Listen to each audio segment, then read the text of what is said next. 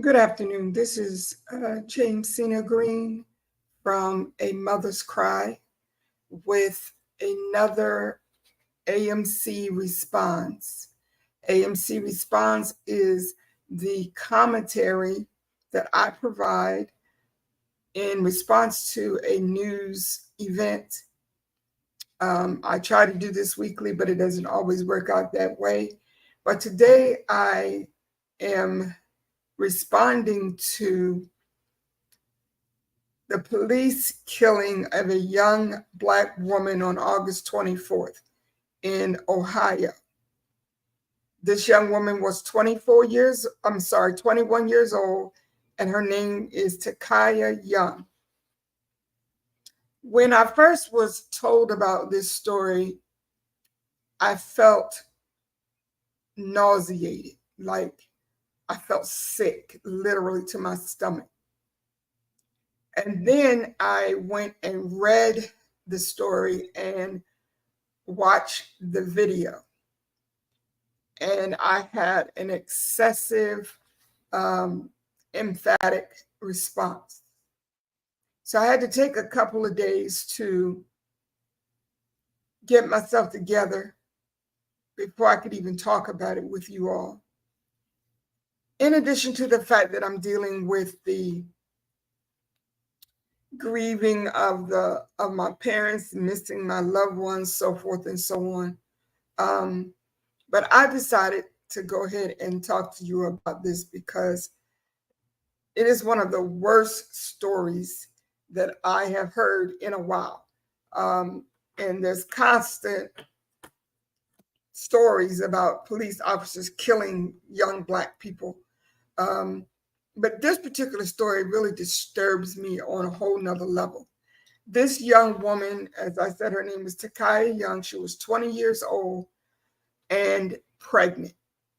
The mother of two other children, two boys, and expecting her first daughter. The story is that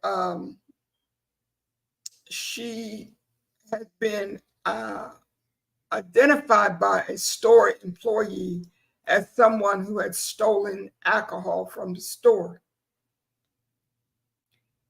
So let's stop right there for a moment, because I've heard a couple of people say, well, she shouldn't have been stealing, yada, yada, yada. We don't know if she stole the alcohol or not. Someone else said that they saw her put some bottles of alcohol back on the shelf before she left the store. The bottom line is that even if she stole all the alcohol in the store, this young pregnant mother should not be dead today along with her unborn child. The extreme, excessive response that the police officers had in that situation. If you watch the video, and I'm still disturbed by what I saw. I don't know when I'll ever not be disturbed. I hope I don't ever get desensitized to these senseless killings. But immediately, the police officers started screaming, "Stop the effing car." No, get out of the effing car.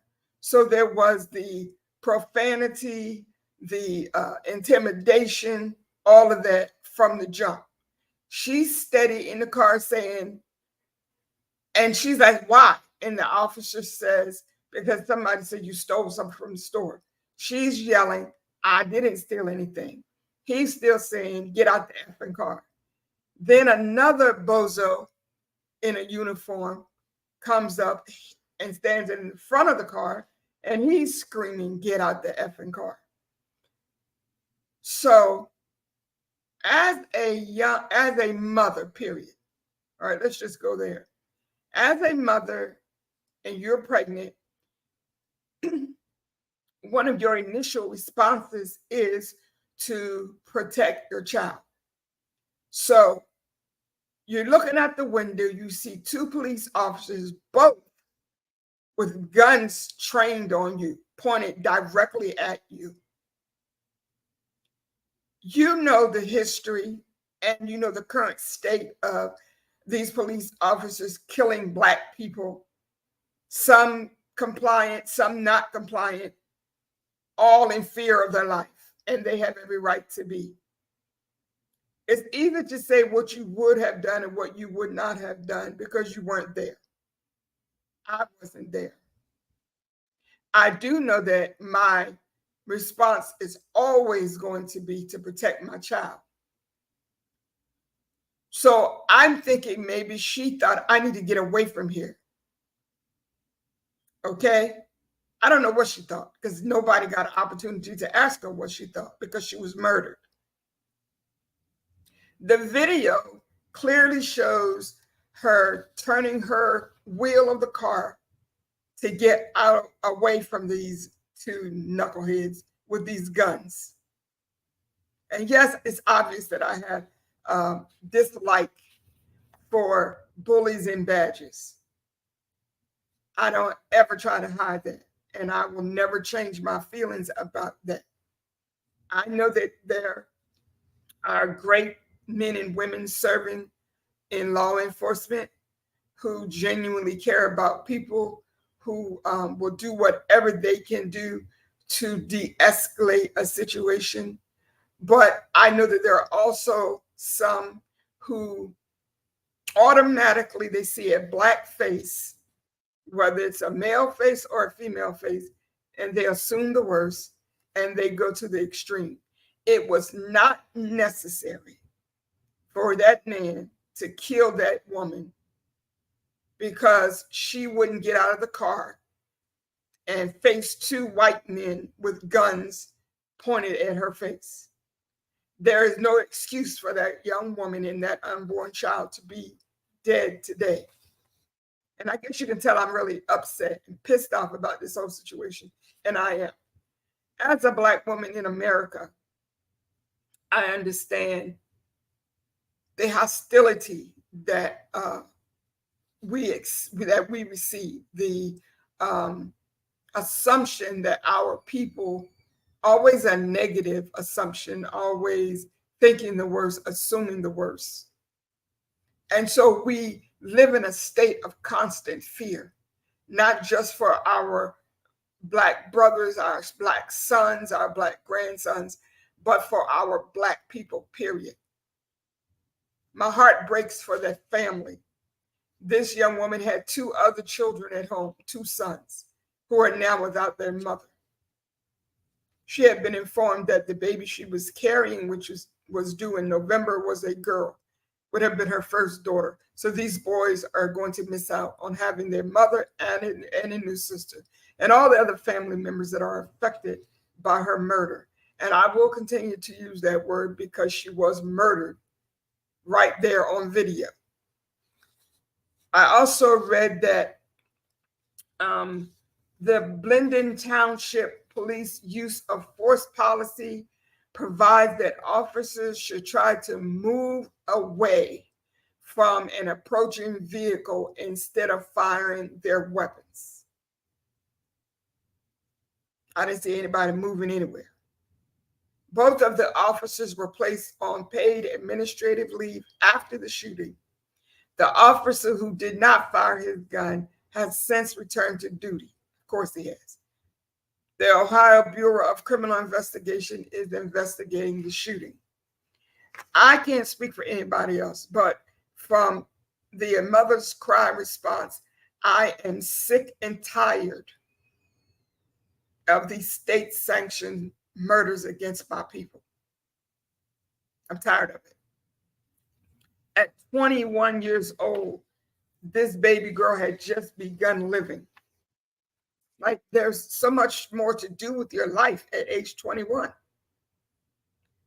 Yes, now, of course, as usual, the media and those in law enforcement want to paint the victim as a horrible person, point out all of her shortcomings and her past experiences with the law and the fact that she's living with her grandmother and not her parents. And I think her mother died in 20. All of that has absolutely nothing to do with the fact that that officer murdered that woman and her unborn child. It may have something to do with why she was afraid, or she should have been afraid, to sit in a situation or to be in a situation with two police officers pointing their guns at her. If the officer felt threatened, which is what they always use as the reason why they murder somebody, is that I felt my life was in danger. Well, she felt like her life was in danger too. There were two of you pointing guns at her. Yeah, I'm sure she felt her life was in danger. But that is always the response. It's always what gets them off from the state-sanctioned murders. I said what I said, and I mean what I'm saying. I am tired, and you should be tired too. And we should be speaking out against these things, not just reading the news article or seeing it on TV and shaking your head and going about your day. You should be absolutely pissed off about these young people being murdered by cops. She didn't have a gun pointing at them. And some people said, well, she was using her car. She was using her car to try to get away. That's very clear on the video. And I dare to say I probably would have done the same thing in the same situation. These extreme responses are crazy. And we have got to speak out and just stop sitting back saying, oh, poor thing, because that is not your daughter. That is not your granddaughter. She's somebody's daughter. She's somebody's grandchild. And she's somebody's mother. Now these two boys will be going forward in life without their mom, because some crazy cop with a gun in his hand. And people also, I've read that the excuse as well, it's a small township and they don't have they really need better police training. That's a bunch of crap also, because we've seen police officers in large cities shoot and kill unarmed Black people. Something inside of you as a human being should say, I need to do what I can do to de-escalate this situation so somebody shouldn't end up dead. Why is their automatic response always intimidation? Walk up to the car, immediately you start cursing at the woman, telling her to get out the effing car. So you already started escalating the situation before it even got to the point where you killed her. Why is that? And why are we okay with that? It's time to speak out. This is this week's A Mother's Cry response. I couldn't even get my words together when I first heard about this story. And then when I read it and I saw it on TV and then I watched that video, I was beyond words. Like even right now, I'm still, because there's no excuse for that young Black pregnant woman to be dead. There's no excuse. You can't justify that any kind of way. Even once she turned the wheel on the car and tried to get away from the two morons with the guns pointing at her, you could have shot the tires out on the car. There are so many other things you could have done other than shooting that woman and killing her and her unborn baby. There's no excuse in you. There's nothing you can tell me that would justify that. Another example of genocide, in my opinion, of our people. So now there are two of us gone. She was turning the wheel away from them. She was not trying to run over them. She was trying to get away from them, which I would have done the same thing. I'm tired and I'm frustrated and I'm going to speak out. I may not have a large audience of people that watch my videos. I may not even have people that respond to my videos. Sometimes it's discouraging because I think the content that I'm sharing is so important. I want people to really get it, but people don't watch and they don't respond, but that's not going to stop me from using my voice. And this week, A Mother's Cry is responding to the murder of Takaya Young in Ohio, who was shot and killed in a parking lot, in a Kroger's parking lot, by a police officer because she had been accused of stealing alcohol from a store. And again, I say, if she did steal the alcohol, she still should not be dead today. Her nor her unborn child should be dead because of that.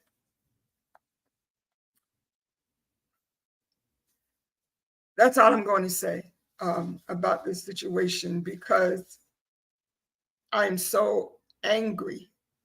I'm angry, I'm hurt, I'm frustrated. As a mother, my mind automatically went to, suppose this was my daughter. Thank you, April. I appreciate that. Suppose that was my daughter. Her grandmother, who she lived with, said she just went to the store to get some groceries. How would you feel if you were at home and the police or someone comes to your house and tells you that your daughter or granddaughter, who just went up the street to go to grocery store, is now dead? And the child that she's carrying is dead because of an accusation. And because she was a young Black woman, it was assumed that she was guilty. So when you approach her, you automatically come with an attitude. You automatically come with, get out the effing car. You automatically come with the accusation and the belief that I heard you did it, I know you did it, now get out the effing car attitude. As a mom, as I said at the very beginning, I believe her first response would be to protect her unborn child. And she is looking out that window at two white police officers with guns pointed at her. So unnecessary. Because even when you were told that she had stolen alcohol, there was nothing said about she had a gun or a weapon. So why was it necessary for you to approach her with a weapon? Why was it necessary for both of you to have guns pointed at her over some alcohol? Because the mentality is, if it's a Black person, male or female, they're guilty, they're aggressive, they're angry, they're going to do something to hurt me. Because as I said earlier, that's always the fallback. I felt like my life was in danger. So that's why I did what I did. She felt her life was in danger, and that's why she was trying to get away from me. This excessive, cruel force that is used against my people, I'm tired of it. And I will always speak out. I will always